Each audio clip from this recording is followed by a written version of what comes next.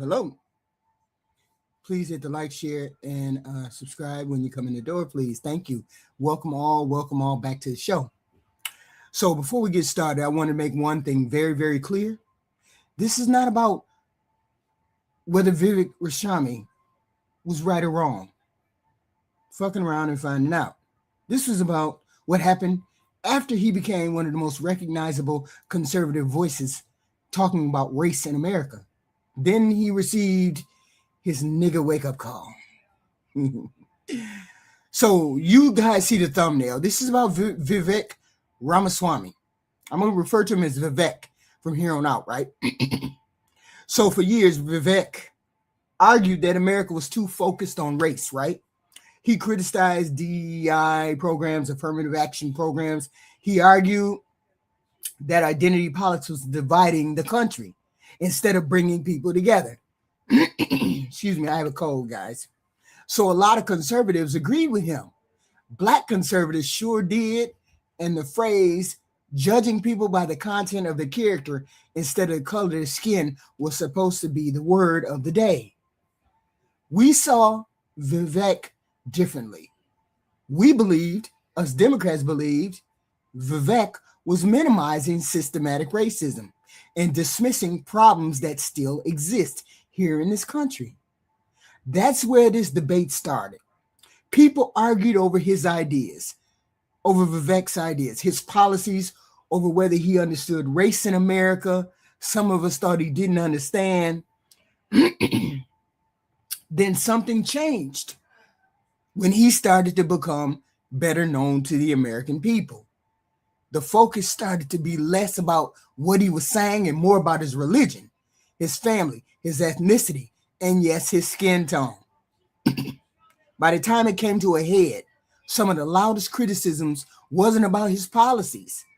It started to become about whether he was a real American or not. That's the timeline we're going to walk through today. Not through opinions and rumors, but through the moments that played out in public. Let's listen to what Vivek believed when he first started his campaign, before he first became publicly known. Let's listen. Hold on. It creates division in our country. It tells you that if you're an individual, you're just on the tectonic plate of group identity, that you have no agency over your life, whether or not you're a member of an oppressed class or an oppressor group. That's what determines what you can achieve in life and increasingly what you're even allowed to think.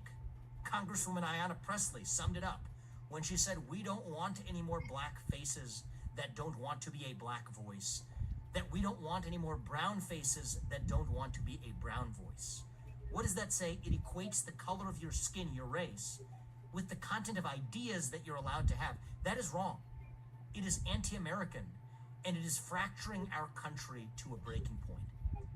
Here's the other thing it does, is it creates a culture of fear that replaces our culture of free speech. Because again, if your race goes from being about your skin color to being about your ideas, then any disagreement with those ideas automatically makes you a racist. And there is no greater damnation in modern America than to be called a racist.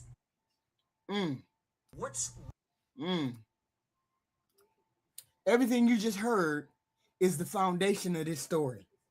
If you don't understand what Vivek believed, you won't understand why the reaction to him became so strong. He wasn't trying to avoid controversy. He was challenging the way Americans think about race. Whether you agree with him or not, he was making the argument that was guaranteed to get a response, and he got a response, and that's exactly what happened to him. Let's look at one of the statements that put him right in the middle of that debate. Let's see.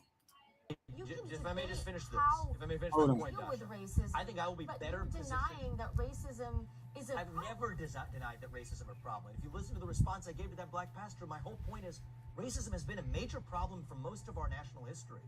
But we're getting close to the promised land that Martin Luther King envisioned.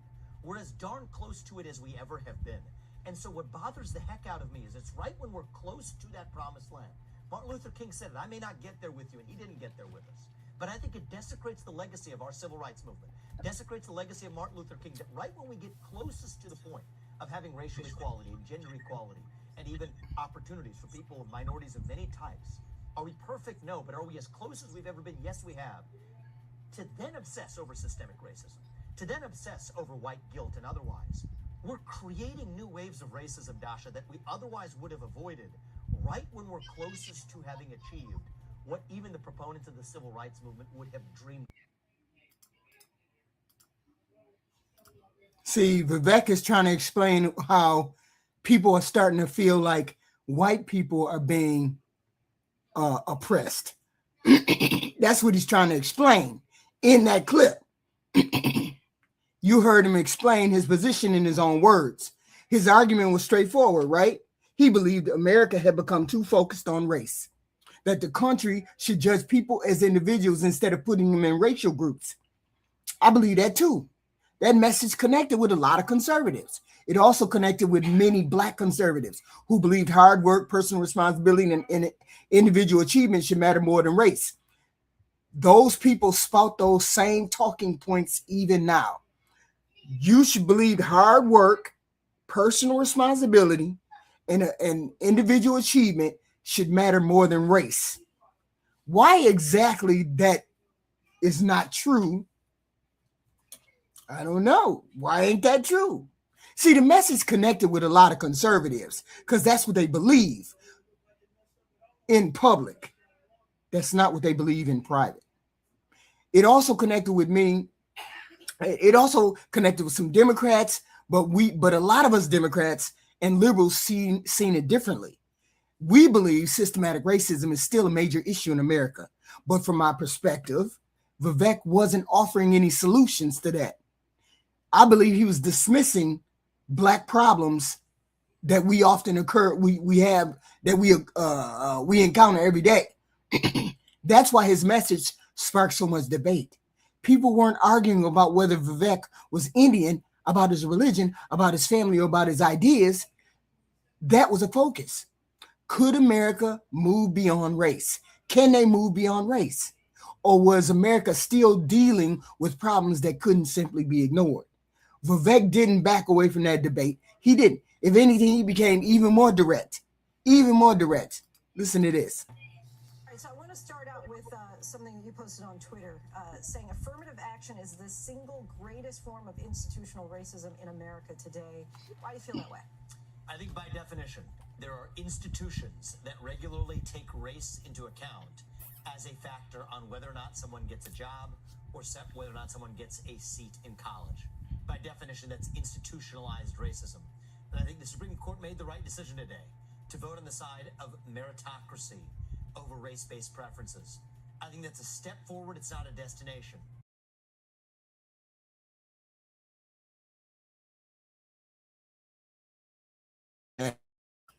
After hearing that, it's easy to understand why people have strong opinions about Vivek, specifically black people. Supporters believed he was challenging the ideas that had divided this country for years.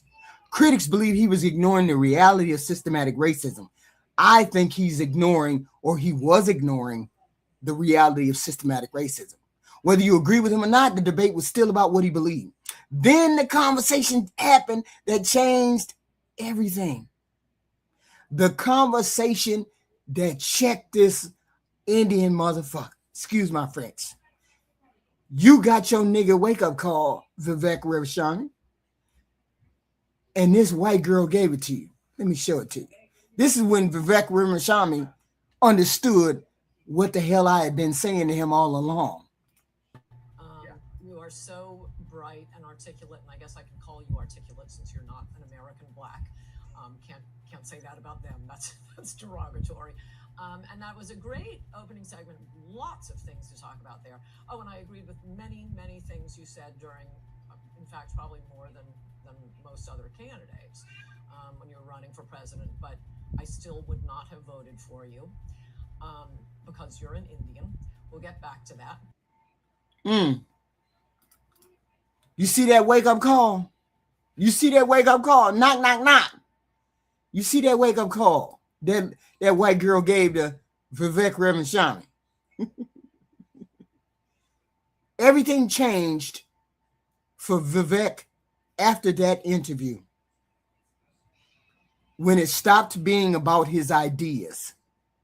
This is that video changed his whole progression in the Republican Party,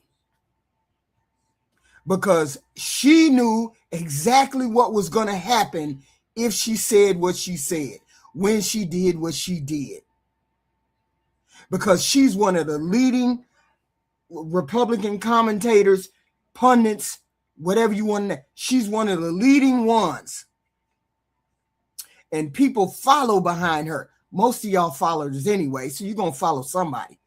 But they followed her, and the people that followed her said, yeah, girl, he an Indian. That's why I don't want to vote for him. Yeah. Many of them thought the way she thought. She just spoke it out loud. That interview changed the whole conversation for him. Up until then, most of the criticism, as I said, was about his ideas and what he believed. People challenged his views on race.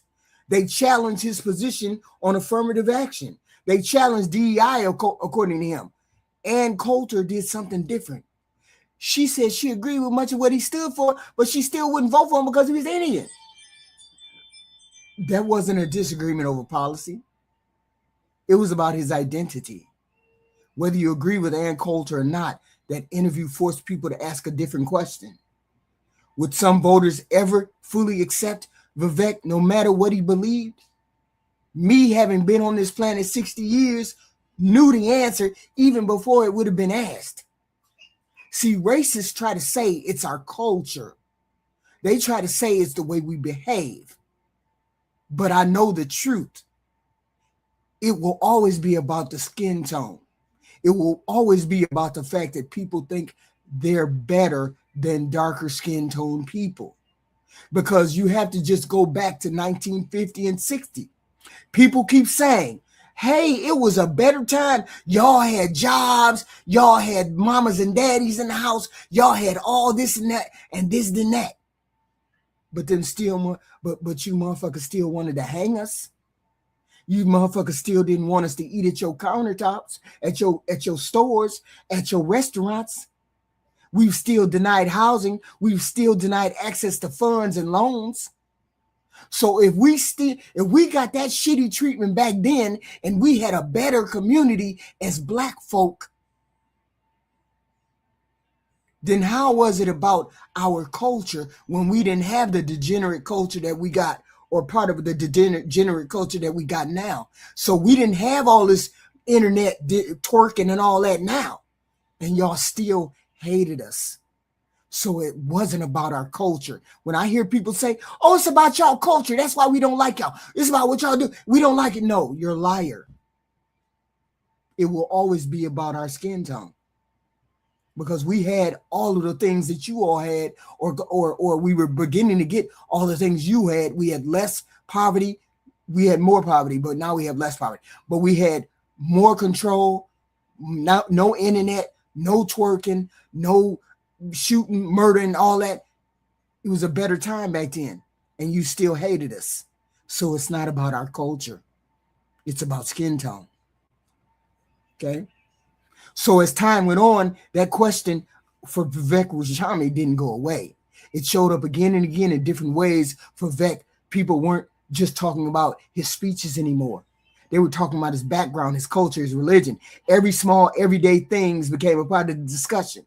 One example came when Vivek took off his shoes before going into somebody's house or something like that.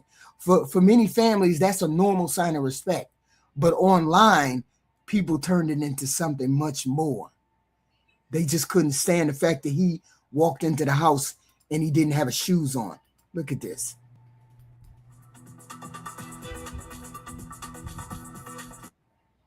You notice that he don't have no shoes on in this interview. He was having an interview and he took his shoes off. Okay, so he had backlash after an old interview when he didn't have his shoes on.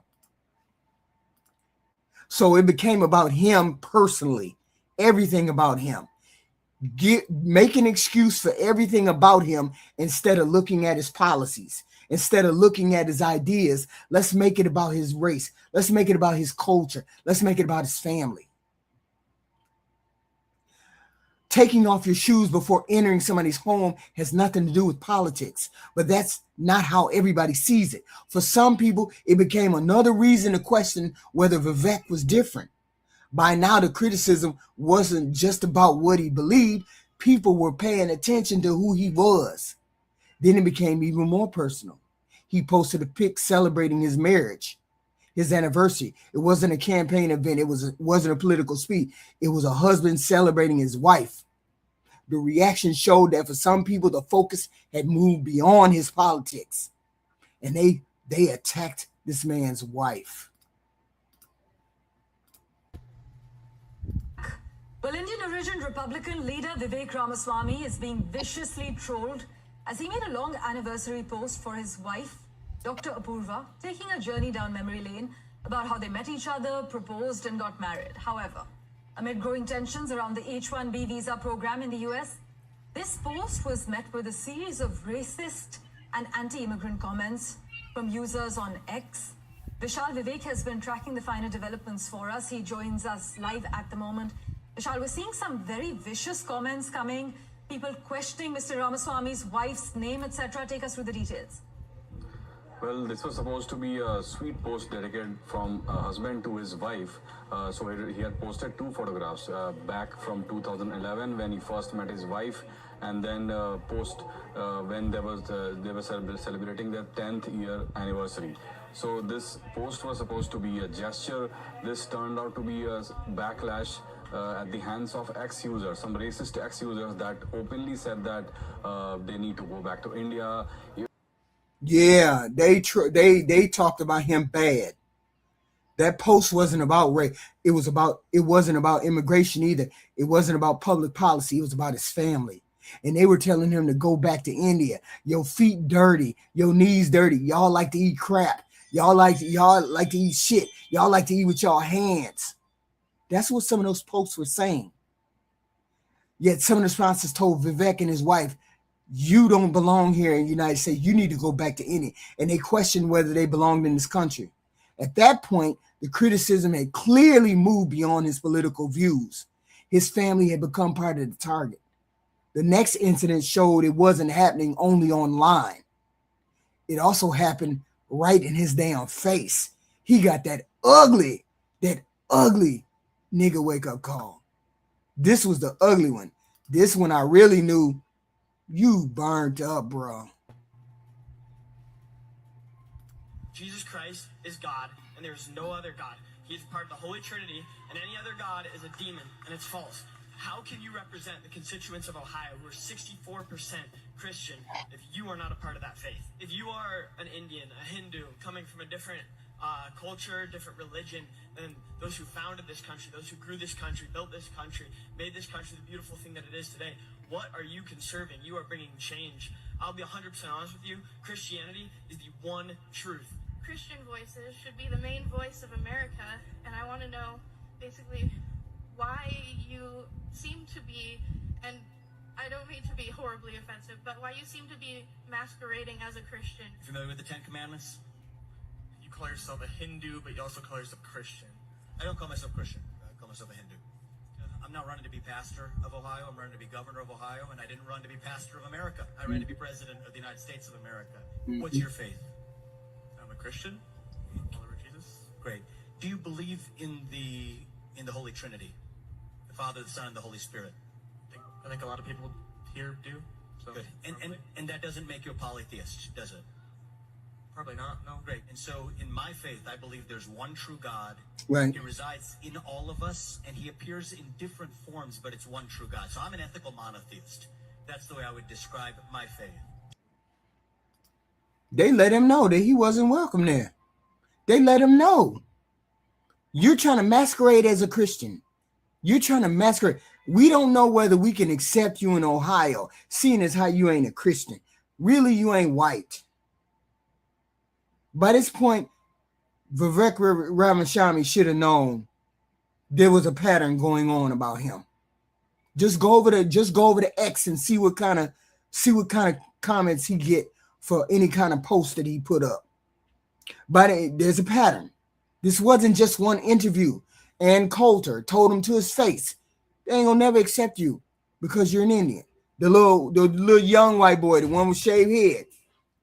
You're not a Christian. How can you lead a Christian country and you're a Muslim? How can you do that? And the lady said, I don't want to be horribly offensive, but why are you pretending to be a Christian? Or somebody said he was pretending to be a Christian. This just wasn't one social media post or an interview or just one person. This criticism had grown beyond Vivek's ideas. More and more it's become about Vivek himself. Let's see how the Ohio race plays itself out. Other people question his religion. Other people question whether someone with his background should ever be president. Whether those voices represented a small group or a larger group, they were becoming harder to ignore. And then came one of the most direct moments of the entire campaign. Not from a Democrat, not from a political commentator, not from somebody protesting outside a rally. It came from a pastor speaking. This, what I don't understand, how y'all call yourself Christian, and this is the kind of leader y'all have as a Christian. How y'all call yourself religious or God-fearing, and y'all have this kind of person walking around representing you Christians. I don't understand what's going on. This is the wake-up call for real. It came from a pastor speaking in front of a conservative audience, and he said this. If he becomes the president, the governor of Ohio, you have solidified Vivek's political career for the rest of his life in America. He's not going away. Exactly. This is the chance to say, no, never, ever go back home. Get out of our country. You were born in America, sure, by days. Your dad hates our country, never took the time to become a citizen. You're an anchor baby. Your family built their wealth by robbing white people with miracle drugs that you knew were not going to be viable. You became a billionaire. You paid your way onto every podcast. You've been lying. You've been deceiving. And this is not American. You are not American. You are a Hindu. You are a polytheist. You are a false idol worshiper. Go home. Get out of our country. I don't care about you quoting Thomas Jefferson. I don't care about you pretending to honor the founders. This is America. We wear shoes in this country. We eat beef in this country. We worship Christ exclusively in this country. We don't rob people of their wealth in this country. Get the hell out. There ain't much that you need to change in that video. There ain't too much to interpret there. The message was clear. The criticism wasn't about the taxes, wasn't about immigration, ain't about DEI, ain't about affirmative action. This was all about Vivek and his whole person, his whole personhood. For somebody who had spent years arguing that Americans should stop judging people by race, Vivek was in a shitty position to be judged by his race. After months of headlines, interviews, and personal attacks, and he's been taking those personal attacks for the past couple of months and maybe even a year or so, Vivek made another decision. He announced he was leaving social media. He said, I got to go. These people are unhinged. They threatening my family. Says he's never heard a single bigoted remark. Far-right activist Nick Fuentes, who is a frequent critic of Ramaswamy, appeared to take some credit for some of those comments. He posted a screenshot of the article on X and declared, quote, We bullied Vivek off Twitter. Others accused Ramaswamy of hypocrisy, citing this post from just a couple of weeks ago, where he said, quote, "If you're scared of your comments section, you're not fit to lead." I've got a lot of thoughts on this. So I agree with him in part and disagree in part. Okay. I think where I disagree with him is, I mean, it does look a little like, yeah, social media is bad for you. You should get off it. Man, you were a big social media force. And you loved social media when you were mostly getting favorable engagement. But now you've started saying things. Vivek is in line with me in a lot of ways on high-skilled immigration. He's very supportive of high-skilled immigration. And a lot of MAGA is not. And he gets a lot of negative feedback from those people. And he doesn't like it. So now that you're saying things your audience doesn't like, now all of a sudden social media is unhealthy. Well, you thought it was perfectly fine before. It's more speaking that you're out of touch with what people who follow you and pay attention to you are thinking. See, that didn't end the debate over Vivek Ramaswamy, but it did mark the end of that chapter of him believing that racism didn't exist, because he tried to convince me that racism don't exist in this country, that racism is just something that's way down there. Vivek Ramaswamy, that's all he was doing, was presenting his ideas for the country in Ohio, wanting to run for governor in Ohio. And all of a sudden, he was the target of these racial attacks. He tried to convince me that race didn't matter in the United States. I said, brother, you darker than me. Stop playing. Stop playing. And that's all they're doing is attacking you personally. And you don't see that that's racism, that the racism is playing a part in all of that? The argument started about the story started about arguments of about your ideas. Then it ended with arguments over your identity. Whether you agree with whether somebody agree with you or not, dude, we just saw in real time the way they checked your ass about whether you belonged here or you didn't. Okay, we seen the timeline. We know you got on you got on the platform, the public platform, talking about race didn't matter, talking about the world is not racist. Black people just want to be victims. Black people just it ain't true. They ain't trying to be racist. And then you end up getting your ass handed to you on Twitter, getting your ass handed to you at TPU SA. We started this conversation about talking about race. Vivek did. He argued that America spent too much time dividing people by race instead of treating them as individuals. It's not us dark-skinned people that are doing it. It's white people that keep it going. Because every time a person that's black gets into the public eye or anywhere, it's always about trying to downgrade them in any way, shape, or form. And don't give me the bullshit about our culture, because I know that's not why. It's all about our skin tone. Okay? A lot of people agreed with him. A lot of black conservatives. No, it ain't about y'all race. It's about your culture. It's about the thing y'all do. It's about that. No, we were doing the same thing in the 1960s, except we had intact families. We had jobs. We were doing all the right things. There wasn't a twerking on TV. It wasn't none of that stuff. And you still treated us like shit back then. So it's not about what the fuck our culture was like. It never was. It's always been about the skin tone. Okay? When you disagree with him about his politics or about what he believes, that's politics. But somewhere along the way, the debate became something about him personally. Because he's a dark-skinned Indian. People stopped talking about his ideas. They started talking about his ethnicity, his religion, his culture, his family, his wife. Those are two different conversations. You can disagree with somebody's policies. You can disagree about their view on race. You can disagree with the way they see America. That's part of politics. Questioning whether somebody belongs here because of who they are and who their skin tone is something completely different. Whether you believe Vivek was right or wrong, you now seen Why his campaign became one of the most talked about campaigns in the country. Because he looked like a goofy. I'm telling you, Vivek Ramaswamy, you look like a goofy out there talking about race didn't matter.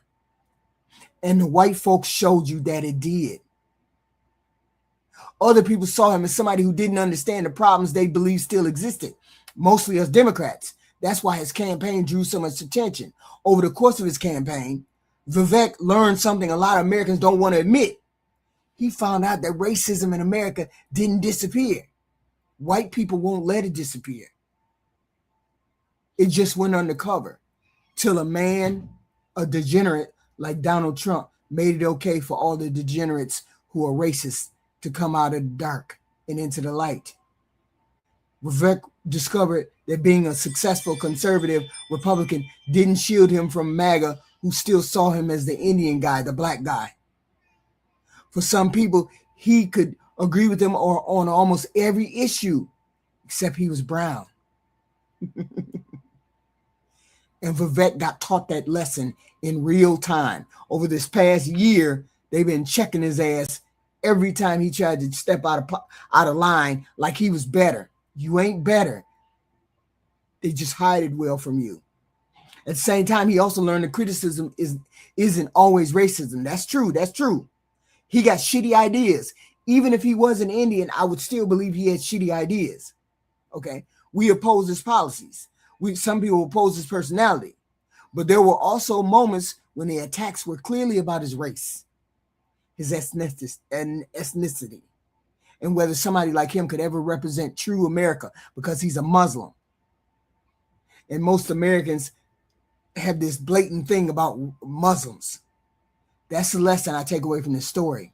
America has made tremendous progress, but prejudice and racism did not disappear. White people won't let it disappear. It changed into something subtle and manifested itself into racism, which is very obvious today. Vivek wanted us black people to ignore that and stop talking about it. But it needs to be shamed into the light, hung out there around people's necks like a diamond necklace, so the world that got decent people in it will drive it back into the dark like it should be. Vivek Ramaswamy entered this race believing America had moved beyond race. Psych. He argued that Americans should stop seeing each other as racial groups and start seeing each other simply as Americans. I would love that to happen. I would love that. But white people don't want it that way. They want to have the upper hand. They want to be superior. They want to have white supremacy. They want to be in charge. As long as they want those 4 or 5 things, we will never get beyond race. So Vivek rejected identity politics and insisted that merit, character, and personal responsibility should matter more than skin tone. No, it doesn't. Not to white people, it don't. And Vivek Ramaswamy found that out. Then his campaign tested that belief. His campaign tested the belief. They tested it. He got that head busted to the white meat at that TP USA forum. Got his head busted to the white meat. The more visible he became, the less some people talked about his ideas and more they talked about who he was. He wasn't just called conservative. He was called the Indian candidate. He wasn't just criticized for his policies. People questioned whether somebody with his name, his ethnicity, or his Hindu faith could represent American values. That's a different argument. You don't have to agree with a single thing Vivek Ramaswamy believes to recognize the difference between attacking a person's ideas and attacking their identity. Criticize his policies, challenge his arguments, reject his vision for the country if you want to. But once the conversation becomes he doesn't belong here because he's an Indian, he isn't really American because of his religion, we have stopped debating ideas and started judging people. To me, that's the real story of this campaign. It wasn't simply about whether Vivek was right or wrong. It was about whether America has moved as far beyond race as many of us like to believe. And no, we have not. After everything you've seen, I think we can safely say the answer is we are not moved past that. The reasons are fairly simple, and we can discuss it at a later time when most of y'all already understand and heard it before. But this is the turning point. This was his turning point, and we cannot stress enough that he received all the talking points he needed. All the talking points he needed when he went on stage with this woman right here. Too am a fan of yours. I'm going to make a point of disagreeing with you so that it will be fun. Yeah. You are so bright and articulate, and I guess I can call you articulate since you're not an American black. Can't say that about them. That's derogatory. And that was you notice the smile on his face. You notice the smile on his face. Like, yeah, she ain't talking about me. She talking about them black folk. She ain't talking about me. Look at the smile on his face. Oh, yeah. Get at them black folk. Get at them black folk. Tell them black folk about themselves. Get at them. See the smile on his face? Listen to her and see the smile on his face. Watch his face. It's a great opening segment. Lots of things to talk about there. Oh, and I agreed with many, many things you said during, in fact, probably more than most other candidates when you were running for president. But I still would not have voted for you because you're an Indian. We'll get back to that. That shit is wild. That's got to be one of the wildest statements ever to be said on TV to somebody's face. To somebody's face. That was the knock on the door, Vivek Ramaswamy. That was your nigga wake-up call. That was your nigga wake-up call. And now you understand that everything that you have been saying is not true. No, it ain't racist. We ain't got racist people in the country. They ain't racist. They can get past race. No, they can't. White people can't get past race. They just can't. As long as those 4 or 5 things that I listed are true, they ain't never gonna get past race. But you got to start shaming those folks into the corner. You got to start shaming those folks back into the dark. Okay? Otherwise, we just going to continue to have the problems that we having. As long as that attitude consists or persists, we're going to have the same results. Please, thank you for listening to my commentary. Let me look in the chat. Let me look at some of the chat. Let's listen. Hi, you. How you doing? How you doing? Dirty Hindu Indian bastard. Listen to this. Dirty Hindu Indian bastard. Us black Americans hate Hindus and Indians. That's why Kamala would never be president. Conservatives use free speech to spread fear. Of course they do. Yes, Q, we believe in that, but you have never heard a black person pump up this Indian Hindu person. Point him out. Give me a name so I can go see. His name is Vivek Ramaswamy. And these brothers are delusional. Byron Donaldson and Tim Scott. Yes, they are. Ann Coulter is stone cold racist. Yes, she is. And she don't hide it. Okay. I only lose people like you that are on the right, Black America. The rest of us understand exactly what happened to Vivek Ramaswamy. Taking off your shoes before you enter someone's home is not non-American people from foreign countries do that. Yeah. But he's a very polite person. Oh, you're talking about his wife, the one that damn near said death to America. Oh, we got it. Wow. So where's the lie at? So where's what lie at? It ain't no lie. Everything I told was the truth.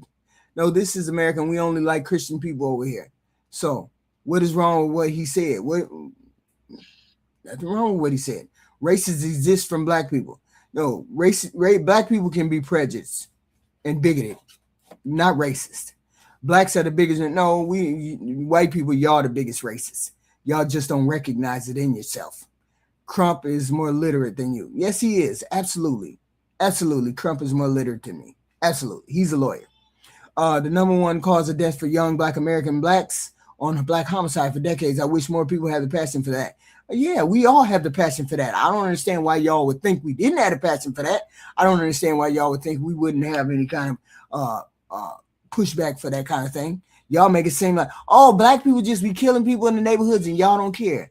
There'd be marches, protests, all kinds of stuff. Y'all wild. No, it's culture. Yeah, sure, it's culture. Yeah, sure. We had the same culture back in the 1960s and 70s. We had the same. No, I'm sorry. We didn't have the same culture back in the 1960s and 70s. And we were hated back in the 1950s and 40s and 30s. We were hated back then too. but we had a better culture. We had more families intact. We were married at 80%. So how do you explain it? We had all the good things going for us in the 50s. Now we have all these things y'all consider bad things going into 2020, and yet we still hate it back then and we hate it back here. Ain't got nothing to do with our culture. Has to do with our color, skin color. Goofy. Let me see. What else? Did I move it? Oh, okay. Long live Donald Trump. Okay, and let's see it. Let's see it. Donald Trump, to make it, the Grim Reaper is coming. So hopefully it comes before the end of the year. That'd be amazing. Okay. His wife is no, she didn't say death to America. His wife never said that. Racism exists among black people. Yes. Crumpet. Okay, I got you. Now it's color. No, we know it's color. Before drugs flooded black neighborhoods was the number one cause homicide? No. Funny how now they don't think they need him, but they do him bad. I hope he remember. Oh, he ain't gonna remember because he wants the close proximity to whiteness. Shut this B up. No, ain't nobody shutting this B up. You're dumb and you need to be quiet. Take your name down so somebody can look him up because he sounds crazy. We are. Ann has huge apple. Adam. Y'all, wow. Yes, she does. Yes, she does. Here we go again. Here we go. Another black woman playing victim. Sure. Where did I play victim at? I'm confused. Y'all need to learn y'all talking points. Talking points don't belong in this presentation. Talking points like that don't belong here. You're goofy. We're talking about Vivek Ramaswamy. What does that have to do with me playing the victim? I don't recall me playing the victim. I recall me talking about Vivek Ramaswamy. Goofy. She cut them eyes hard and delivered. Yes, she did. Yes, she did. She knew what she was saying when she started to say it. Yes, she did. Most whites never bring up race. Yes, they do. They always bring up race. You always bring up race. You always do. It's always black people who pointed out to y'all that that's what it is that y'all doing. But y'all always bring up race. It's always you guys. Always. It's never about, we're always reacting. When you react, you think we're reacting. Oh, why y'all doing that? Why y'all asking about race? Why y'all feel like that? Because it's called a microaggression, retard. Okay, Black America. It's not a nigga wake up call because yes, it is a nigga wake up call because he's a nigga. Okay, same thing, just different continent. No, the fuck you don't. Motown was ran by Jews. Oh my God, lady, you're absolutely a racist. Of course I'm a racist. Of course, to a person who doesn't want to hear about race, I'm a racist. Of course, that can't help but mention color. I can't help it. I can't help it. Some of y'all low IQ. I can't help it. You don't understand what I'm talking about. You don't understand the gray area. You only understand black and white. I get it. You're talking about nothing but race. You are the race. Of course, that's all I'm talking about is race. That's all I'm talking about. If you didn't get the program, here's the program. Vivek Ramaswamy thought that he could go through life without people pointing out his race. I gave you the timeline when people started to talk to him about his race. That's when he got his nigga wake up call. When people started talking to him about race.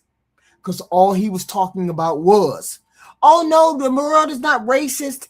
There's no thing. Everybody looks at our content of our character. They don't look at race. Yes, they do. White folks attacked Ramaswamy for no reason. It wasn't about his policies. It was all about him personally. That was about his race, his ethnicity, his culture. They went after all of that. Had nothing to do with his politics. And that was all white people. So stop it. You all bring up race. So please hit the like and subscribe button if you like the content. I will be back sometime this weekend. I don't know whether I will or I won't. Hopefully I'll be back this weekend. If not, I'll be back at Monday morning. And I will see you in the next video. I appreciate all of you showing up. I appreciate you being here. I appreciate